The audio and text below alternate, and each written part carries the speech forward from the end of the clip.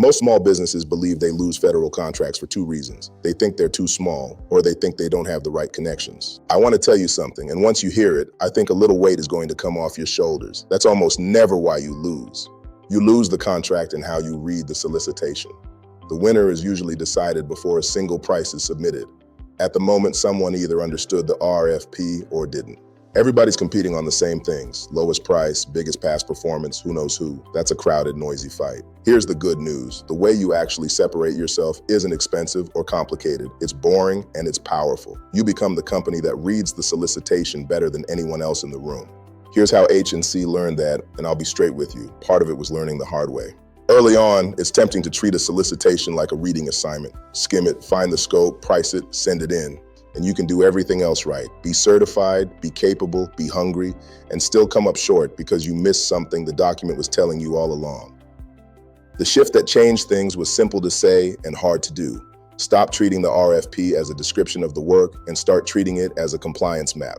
Every solicitation is quietly telling you exactly how it's going to be scored. The mandatory clauses, the submission format, the evaluation factors, that's not fine print, that is the test. If you've ever submitted what you thought was a strong proposal and gotten a rejection you didn't fully understand, this is probably why.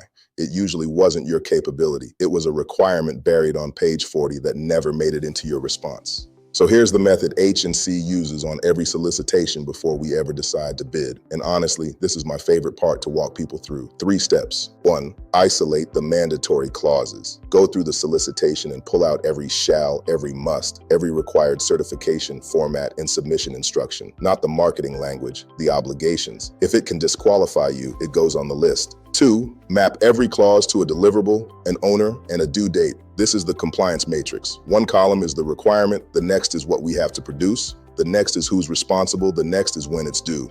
Now the solicitation isn't a wall of text, it's an accountable checklist. Nothing quietly falls through because every requirement has a name and a date on it.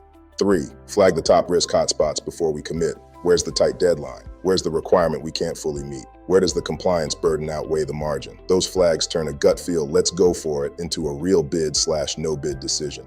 That's it. Isolate, map, flag. It's not flashy, but it's the difference between a proposal that's a pile of promises and one that's an audit-ready roadmap an agency can actually trust.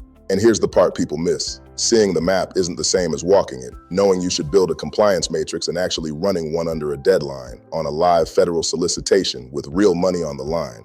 Those are two very different things. We know because we've done it and we've learned from the times it got hard. I'll give you a real one, not a hypothetical. H&C operates as a federal prime contractor on real government facility work, hazardous and universal waste management, logistics, and facility support. Every one of those engagements gets read, mapped, and flagged exactly the way I just walked you through, because that's the job, not a slide in a pitch deck. And I'll be honest with you, we've had good days on those contracts, and we've had hard days too. That's not a knock against us. That's what real federal work looks like when a small business is doing it right. Showing up, adjusting, and getting better at reading the fine print every single time. That's H&C operating as a federal prime, not talking theory. H&C is a service-disabled, veteran-owned small business and SBA HUBZone-certified federal prime contractor based in Durham, North Carolina, founded by disabled veterans. We win the contract as the prime, we own the compliance and the schedule end-to-end, and we put the right qualified hands on the specialized work.